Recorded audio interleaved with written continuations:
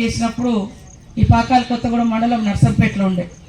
అప్పుడు నేను కూడా ఓడిపోవడం జరిగింది. అటు 2009లో ఈ మండలం కూడా మరి 2 మండలాలు ఒక మండలంగా ఉన్నప్పుడు ములుగు నియోజకవర్గంలో వచ్చింది. ఆ రోజు కూడా మంచి మెజార్టీ ఇచ్చారు. 2014లో తెలంగాణ మూమెంట్లో కూడా ఈ 2 మండలాల నుంచి 800 మెజార్టీ ఇచ్చారు. అంత ఒత్తిడి ఉన్నా కూడా మరి 2018లో గెలిచినాము. కానీ అత్యధికంగా 8,000కు పైగా 2 మండలాలు కలిపి గంగారంలోనే 4,000 మెజార్టీ ఇచ్చారు. అప్పుడు ఇక్కడ 3,200 3,500 దాకా కొత్తగూడెంలో ఇచ్చారు. అంటే అప్పుడు కూడా అన్ని మండలాల కంటే హైయెస్ట్ ఇచ్చారు. ఇక ఆ మెజార్టీ చూసి ఇక టీఆర్ఎస్ వాళ్ళు ఈ మండలాల మీద మొత్తం ఫోకస్ పెట్టి 2 మండలాల మీద అందరూ ఇంటికొక్కలు వచ్చి రకరకాల కల్లిబొల్లి మాటలు బట్టి అనేకం చెప్తే సరే మన కొద్దిగా తగ్గింది వాళ్ళ మాటలు విని. కానీ నేను మంత్రి అయితే తప్పకుండా ఊళ్ళకి వస్తా, ఈ పనులు చేస్తా అని కూడా మాట ఇచ్చినాం.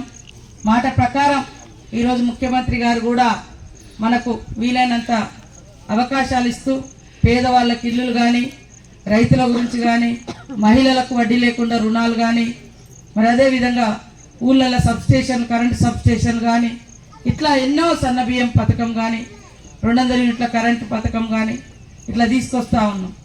మరి అవి ఎన్ని తెచ్చినా మన ఊళ్ళల్లో చెప్పుకునేటోళ్ళు ఉండాలి. మన వాళ్ళందరూ మీరు బిజీ అయిపోయారు, మన పనులలో మనం చేసుకుంటాను, వర్క్ చేసుకుంటారో లేదో ఇంకో ముచ్చట చేస్తారేదో. కానీ చేసిన పని కూడా ఊళ్ళలో నలుగురికి చెప్పకుంటే ఎట్లా తెలుస్తుంది?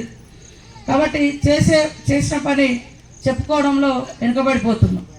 అవతలోళ్ళు 10 ఏళ్ళల్లా ఇప్పుడు ఎవరైనా మాట్లాడితే అనాలి, 10 ఏళ్ళల్లా ఒక్క ఇల్లైనా పాకాల కొత్తగూడెం మండలం గంగారం మండలానికి ఇచ్చిదా?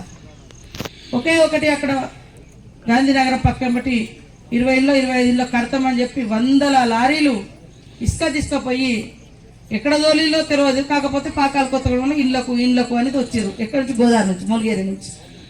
అటు నుంచి ఇటు వచ్చే లారీ అడిగినప్పుడల్లా ఇది అక్కడ కొత్తగూడెంలో ఇల్లులు కడుతున్నారు, వాళ్ళకి పోతున్నాయి. కొత్తగూడెం ఇల్లులు చూస్తే లాస్ట్ కాడ ఇల్లులే లేవు.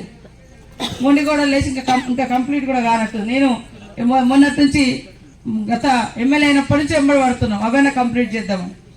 వాటి బిల్లులు కూడా కొంతమంది ఎత్తుకున్నటువంటి పరిస్థితి. ఈరోజు మనం ఇస్తామంటే ఇల్లులు ఇస్తున్నామని తెలిసినాక వాళ్ళు ఊళ్ళల్లో పోయి నీకు వచ్చిందా, నీకు రాలేదు, రానా ఎట్లకైనా కోపం ఉంటుంది. వాళ్ళకే ఇచ్చారు లేదా ఇంకోటి ఏదో చేసి టీవీలు పెట్టుకొని విపరీతంగా వచ్చి వాట్సాప్లలో వాయిస్ పెడతారు. కానీ మీకు కొంచెమన్నా జ్ఞానం ఉండాలి టీఆర్ఎస్ నాయకులకు మమ్మల్ని అడగడానికి. నువ్వు 10 ఏళ్ళు ఉన్నావు, 10 ఏళ్ళల్లో ప్రతి సంవత్సరం 1,000 ఇల్లులు ఇచ్చినా 10,000 ఇల్లులు వచ్చేటి.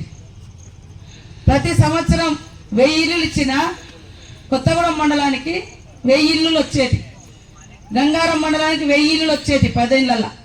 ఇప్పుడు మనం కూడా ఇవ్వాల్సినవి కూడా దాదాపుగా 1000-2000 ఇల్లు అందరికీ పాపం పేదోళ్ళందరికీ సరిపోతాయి. అన్నీ ఆశ పెట్టి మోసం చేసి